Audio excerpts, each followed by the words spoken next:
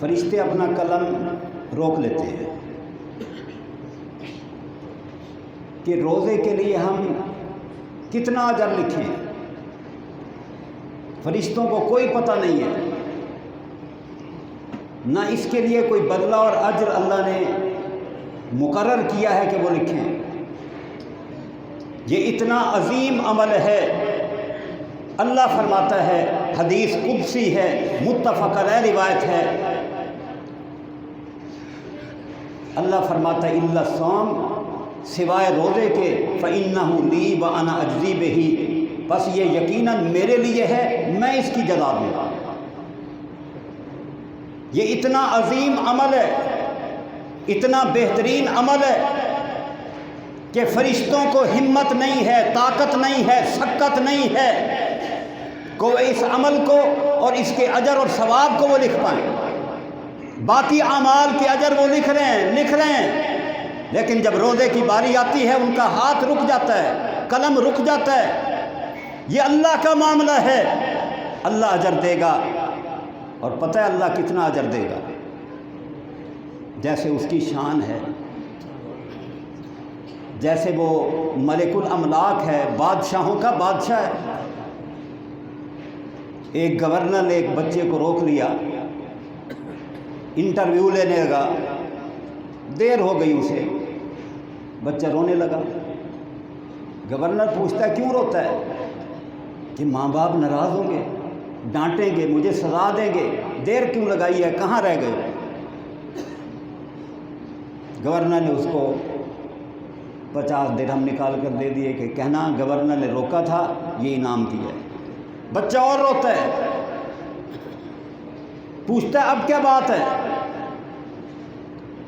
کہتا ہے میرے والدین میری بات کو سچا نہیں مانیں گے، میری بات کی تکذیب کریں گے۔ وہ کہیں گے کہ گورنر ہو اور اتنا انعام دے، ہم نہیں مان سکتے، تو جھوٹ بول رہا ہے۔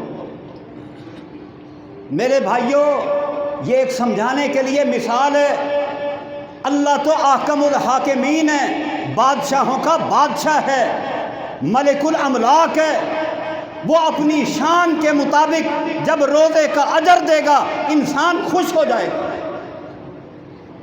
یہ اتنا عظیم عمل ہے، اس کی قدر کرو، اس روزے کو محفوظ کرو، اور یقین جانیں ایک ایک حدیث سے آپ کو سچا دین واضح طور پر سمجھ آئے گا۔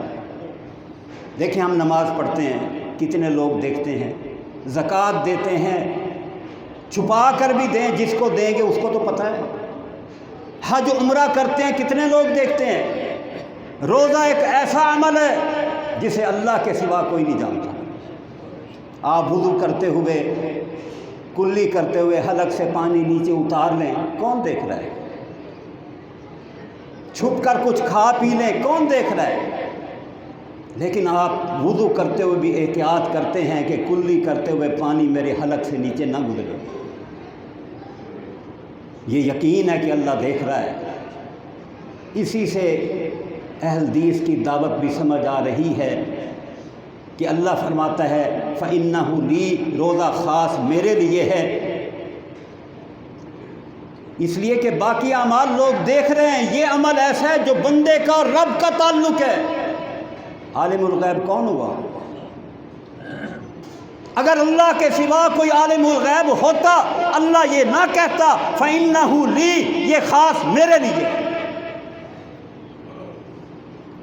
اس لیے کہ یہ عمل اللہ کے سوا کوئی نہیں جانتا کہ یہ شخص واقعتاً روزے دار ہے، یا یہ وضو کرتے ہوئے یا چھپ کر کھا پی رہا ہے، یا واقعتاً روزے دار ہے، اللہ کے سوا کسی کو پتہ نہیں ہے۔ اگر اللہ کے سوا کوئی عالم الغیب ہوتا، کسی کو پتہ لگ سکتا ہوتا، اللہ یہ نہ فرماتا فَإِنَّهُ لِي، بس یہ یقیناً خاص میرے لیے۔ اور پھر آپ دیکھیں جب رمضان آتا ہے تمام سرکش جنوں کو قید کر دیا جاتا ہے، بڑا سموتھلی انسان دین کے کام کرتا ہے، نیکیوں کی طرف بڑھتا ہے، اس لیے کہ رکاوٹیں ختم ہو جاتی ہیں، جو نیکی کے لیے بریکر ہیں، رکاوٹیں ہیں، وہ ختم ہوتی ہیں۔ اور اس سے بھی الحمدللہ پتہ لگتا ہے، فجر کی اذان ہوتی ہے، مسجدوں میں لوگ آ رہے ہیں، کس وقت آتے ہیں؟ اس وقت آتے ہیں جماعت کے لیے، نماز کے لیے، رمضان کے علاوہ باقی مہینوں میں بحث کرنے والے لوگ کہ فجر کی نماز روشنی میں پڑھنی چاہیے، وہ سارے کے سارے اس وقت آ کر نماز پڑھتے ہیں جب الحدیث نماز پڑھتا ہے۔ جو ہی رمضان آتا ہے اللہ حق اور باطل میں، سچ اور جھوٹ میں، صحیح اور غلط میں امتیاز پیدا کرتا ہے۔ ان پڑھ آدمی، لے مین اپنی آنکھوں سے دیکھ رہا ہوتا ہے کہ حدیث، قرآن حدیث کی دعوت دینے والا جو فجر کی نماز کا وقت بتاتا ہے، عملی طور پر اس وقت پر نماز پڑھتا ہے۔ اس مہینے میں جب اللہ کی رحمتیں اور برکتیں اتر رہی ہیں، بہترین مہینہ ہے، رحمت اور برکت والا مہینہ ہے، اور سرکش جن قید ہیں سارے کے سارے اسی وقت نماز پڑھ رہے ہیں جو نبی کریم صلی اللہ علیہ وسلم کی حدیث کے مطابق، سنت کے مطابق عملی طور پر اللہ دکھا رہا ہے۔ حق یہ ہے، سچ یہ ہے، صراط مستقیم یہ ہے۔ اگر سچے محب بننا چاہتے ہو، نبی کریم صلی اللہ علیہ وسلم کے مطیع بننا چاہتے ہو، تو فرقوں سے نکل آؤ، برادری کی نہ مانو، اکثریت کو نہ دیکھو، قرآن حدیث کو دیکھو، اللہ اور اس کے رسول صلی اللہ علیہ وسلم کی مانو۔ ابھی بھی اگر آپ کو دین سمجھ نہ آئے، ان پڑھ آدمی، لے مین یہ نہیں جانتا کہ پورا مہینہ بحث اور جھگڑا کرنے والے بھی اسی وقت نماز پڑھ رہے ہیں جس وقت اہل حدیث نماز پڑھ رہے ہیں، تو باقی 11 مہینوں میں بھی آپ اسی وقت نماز پڑھا کریں تاکہ اللہ تعالیٰ راضی ہو۔ اللہ کی خوشنودی کا وقت یہی وقت ہے جس وقت آپ پورے رمضان میں فجر کی نماز پڑھ رہے ہیں۔ پھر آپ روزہ کھولتے ہیں کہ جی 5 منٹ احتیاط کر لیں تو کیا فرق پڑتا ہے؟ اللہ کے بندے، فرق یہ پڑتا ہے کہ تو نے اللہ کو احکم الحاکمین مانا ہی نہیں ہے۔ اللہ کہتا ہے سورج غروب ہو گیا، روزہ کھول دے، تو کہتا ہے یا اللہ تیری بات تو ٹھیک ہے لیکن میں ذرا احتیاط کروں گا۔ تو نے اپنی مانی یا رب کی مانی؟ بات 1 منٹ کی نہیں، چند منٹ کی نہیں ہے، بات یہ ہے کہ تو رب کا فرما بردار ہے یا اپنی خواہش اور ذہن کے تابع۔ اور اللہ کے فضل سے ہمیں تعلیم یہ ہے، نبی کریم صلی اللہ علیہ وسلم نے فرمایا سورج غروب ہو جائے روزہ کھول دو۔ اب احتیاط، سورج نے واپس آنا ہے، واپس نہیں آتا، وہ قیامت کے قریب ہی آئے گا، قیامت والے دن ہی آئے گا۔ میرے بھائیوں، بڑا سادہ دین ہے، قرآن حدیث کو سامنے رکھو، اپنے عقائد اور اعمال کو ٹھیک کرو، اور اللہ کی بات ایمان والوں کے ساتھ ہے۔ یا ایھا الذین آمنوا کتب علیکم الصیام، ایمان والوں سے بات ہے۔ من صام رمضان ایمانا واحتسابا، ایمان والوں سے بات ہے۔ ایمان کیا ہے؟ ایمان یہ ہے یا اللہ میں تیرا بندہ ہوں، جو تیرا حکم ہوگا میں مانوں گا۔ حلال چیزیں دل چاہ رہا ہے کھانے کو، پینے کو، آپ دل کی نہیں مان رہے، کس کی مانتے ہیں؟ روزے کی حالت میں حلال چیزیں بھی آپ نہیں کھاتے پیتے، کس کی مانتے ہیں؟ اللہ کی۔ یہی ایمان ہے۔ آپ جو دکان پر بیٹھ کر ڈنڈی ماریں گے، لوگوں کے ساتھ ظلم اور زیادتی کریں گے، اللہ کا حکم ہے، تیری خواہش ہے، تو نے 1 مہینہ کیا سیکھا؟ خواہش کی نہیں ماننی، اللہ کی ماننی، تب روزہ قبول ہوگا، ورنہ تو بھوکا پیاسا ہے۔ کون کہتا ہے؟ میری کیا جرات ہے؟ کسی کی کیا حیثیت ہے؟ حیثیت کس کی ہے؟ جس کا کلمہ پڑھتے ہیں سرتاج رسول محمد رسول اللہ صلی اللہ علیہ وسلم۔ آپ نے فرمایا کم من صائم لیس لہ من صیامہ الا الظمأ، بہت سارے روزہ دار ایسے ہیں جن کے حصے میں سوائے پیاس کے کچھ بھی نہیں آتا۔ یہ کم خبریہ ہے جس کا معنی بہت سارے۔ کم من قائم، کتنے قیام کرنے والے، لیس لہ من قیامہ الا السحر، ان کے حصے میں سوائے بیدار رہنے کے کچھ نہیں آتا۔ یہ میرا سخت فتویٰ نہیں ہے، اور اللہ کے فضل سے یہاں سے آپ کو اللہ کا قرآن، نبی کریم صلی اللہ علیہ وسلم کا فرمان سنایا جاتا ہے۔ اور نبی کریم صلی اللہ علیہ وسلم کے فرمان کی حیثیت کیا ہے؟ ابو اسماعیل الحروی اپنی کتاب میں لکھتے ہیں، امام شافعی رحمہ اللہ تشریف فرمائیں، امام حمیدی رحمہ اللہ بیان کرتے ہیں کہ ایک شخص آ گیا، اس نے پوچھا کہ یہ مسئلہ کیسے ہے؟ امام حمیدی بیان کرتے ہیں کہ امام شافعی رحمہ اللہ نے فرمایا کہ اس بارے میں محمد رسول اللہ صلی اللہ علیہ وسلم نے یہ فیصلہ کیا ہے۔ آدمی کہتا ہے کہ بات ٹھیک ہے، نبی کریم صلی اللہ علیہ وسلم کا فیصلہ تو یہ ہے، آپ کی رائے کیا ہے؟ کیا پوچھتا ہے؟ آپ کی رائے کیا ہے؟ امام شافعی رحمہ اللہ نے کیا فرمایا؟ سبحان اللہ! کیا میں عیسائیوں کے گرجے میں بیٹھا ہوں یا میں یہودیوں کے معبد خانے میں بیٹھا ہوں یا میں نے عیسائیوں کے جو راہب ہیں ان کا زنار پہنا ہوا ہے؟ جب میں نے یہ بتا دیا ہے کہ نبی کریم صلی اللہ علیہ وسلم نے یہ فیصلہ کیا ہے، اب تو یہ پوچھتا ہے کہ میری رائے کیا؟ میرے بھائیوں، یہ دین ہے، علماء کا احترام، عزت، وقار، محبت ہم پر لازم ہے، لیکن جب پیروی کی باری آئے گی، پیروی محمد رسول اللہ صلی اللہ علیہ وسلم کی، اس لیے کہ کلمہ انہی کا پڑھ رہے ہیں، لا الہ الا اللہ محمد رسول اللہ صلی اللہ علیہ وسلم، اقرار، اعتراف، اعلان، اللہ تیرے سوا کوئی معبود نہیں ہے، تو ہی سچا معبود ہے۔ میں گواہی دیتا ہوں کہ میرا مشکل کشا، حاجت روا، بگڑیے بنانے والا، عزت ذلت کا، نفع نقصان کا مالک صرف اللہ ہے، وہی داتا ہے، وہی غریب نواز ہے، وہی ڈوبے بیڑے تارنے والا ہے۔ یونس علیہ السلام کون ہے؟ کون ہے یونس علیہ السلام؟ اللہ کے سچے نبی ہیں، کوئی ولی ان کے مقام کو پا سکتا ہے؟ نہیں پا سکتا۔ یونس علیہ السلام کشتی کے اندر ہیں، مچھلی، وہ کشتی جو ہے ہچکولے کھا رہی ہے۔ یونس علیہ السلام کشتی کے اندر ہیں، کشتی ہچکولے کھا رہی ہے۔ یونس علیہ السلام باہر نکلتے ہیں، کشتی سموتھلی چل رہی ہے۔ کشتیوں کو سنبھالنے والا کون ہے؟ ڈوبے بیڑے پار لگانے والا کون ہے؟ نبی کی وجہ سے کشتی ہچکولے کھا رہی ہے، اللہ کی منشا نہیں ہے کہ وہ سموتھلی چل سکے۔ جب نبی یہ کام نہیں کر سکتا کہ کشتی کو سنبھال لے، سموتھلی چلنے کے لیے پابند کر دے، تو کسی اور میں کیا جرت ہے کہ وہ ڈوبے بیڑے پار لگا دے؟ میرے بھائیوں، توحید کو سمجھو۔ ابراہیم علیہ السلام پورے خلوص کے ساتھ، کند چھری نہیں ہے، تیز چھری کے ساتھ اپنے بیٹے اسماعیل کو ذبح کر رہے ہیں۔ اسماعیل علیہ السلام ذبح ہونے کے لیے تیار، ابراہیم علیہ السلام ذبح کرنے کے لیے تیار ہیں۔ یا معاذ اللہ نیت میں فطور تھا، چھری چلا رہے تھے، ظاہری طور پر دل یہ کہتا تھا کہ نہ چلاؤں؟ نبی ایسا ہو سکتا ہے؟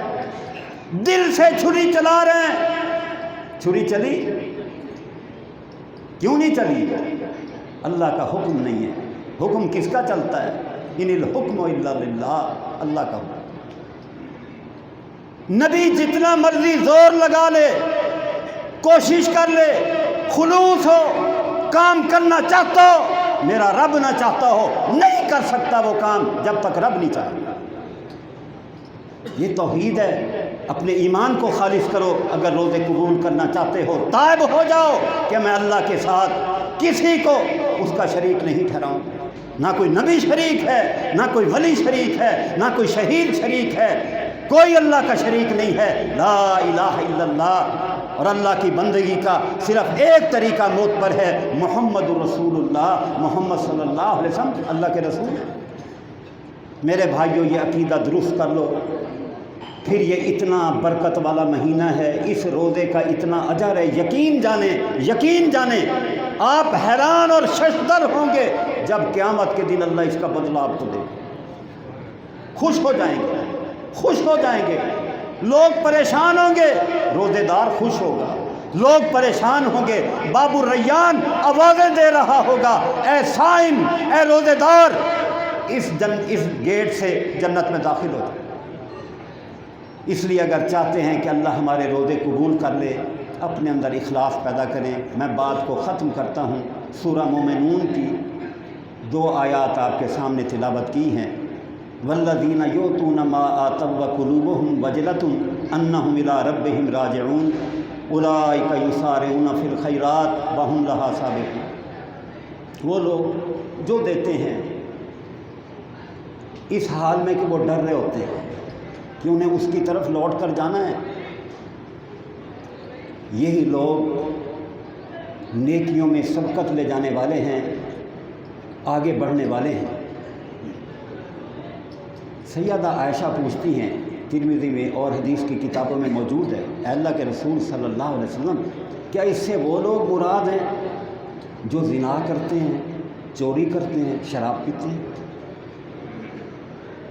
سیدہ عائشہ رضی اللہ تعالیٰ عنہ دین کو بہت سمجھنے والی،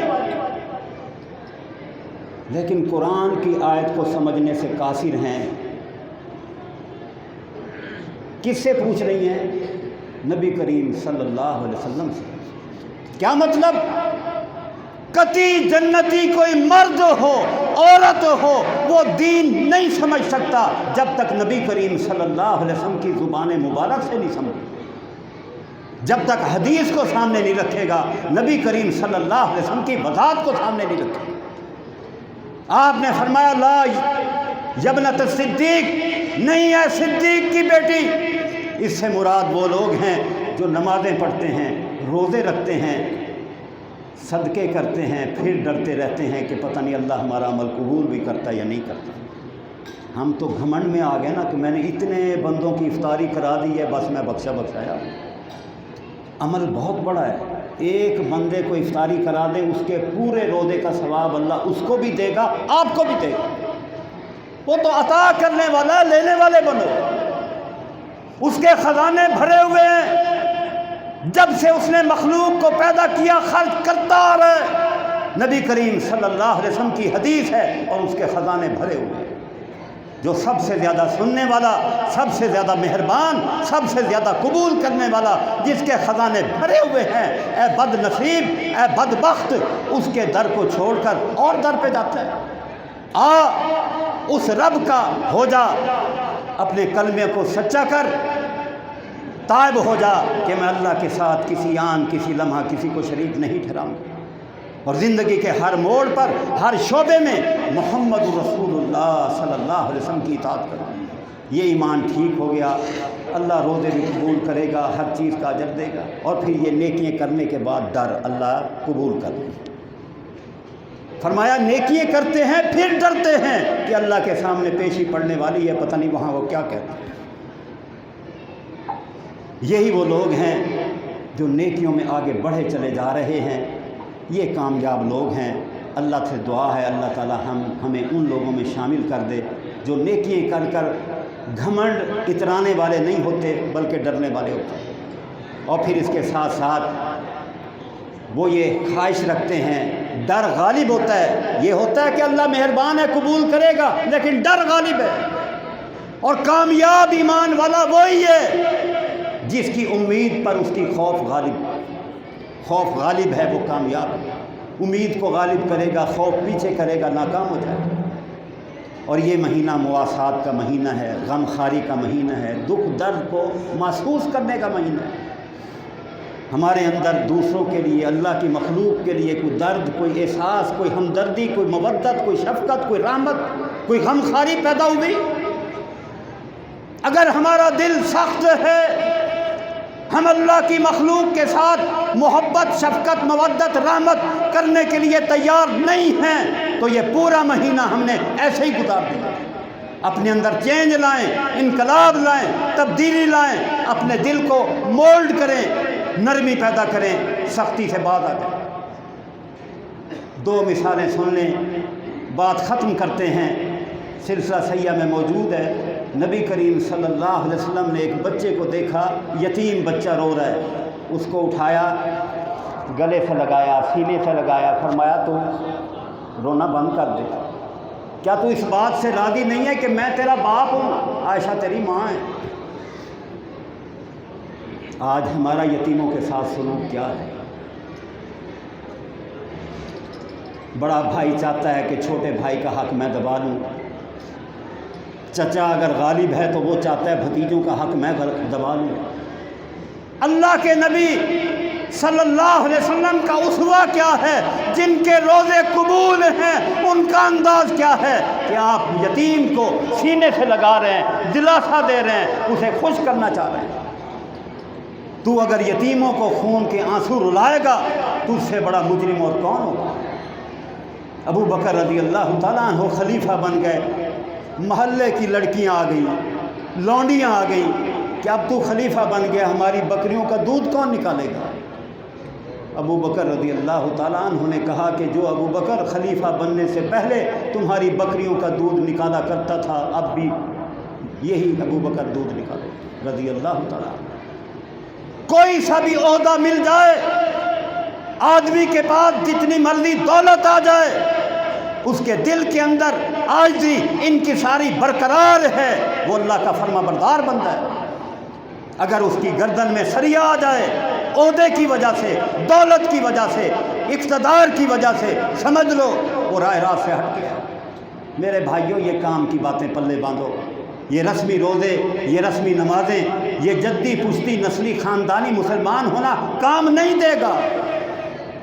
پیشتر اس کے کہ قبر میں پیشی پڑے، مار پڑے، میدان محشر میں سختیاں جھیلیں، دوزخ کے عذاب سے دوچار ہوں، اپنے اندر چینج لائیں، انقلاب لائیں، تبدیلی لائیں، اس مہینے میں تائب ہو جائیں، اپنی روش کو بدلیں، قرآن حدیث کی طرف آئیں، اپنی نہ خواہشات کی مانیں، نہ اکثریت کی مانیں، نہ فلاں کی مانیں۔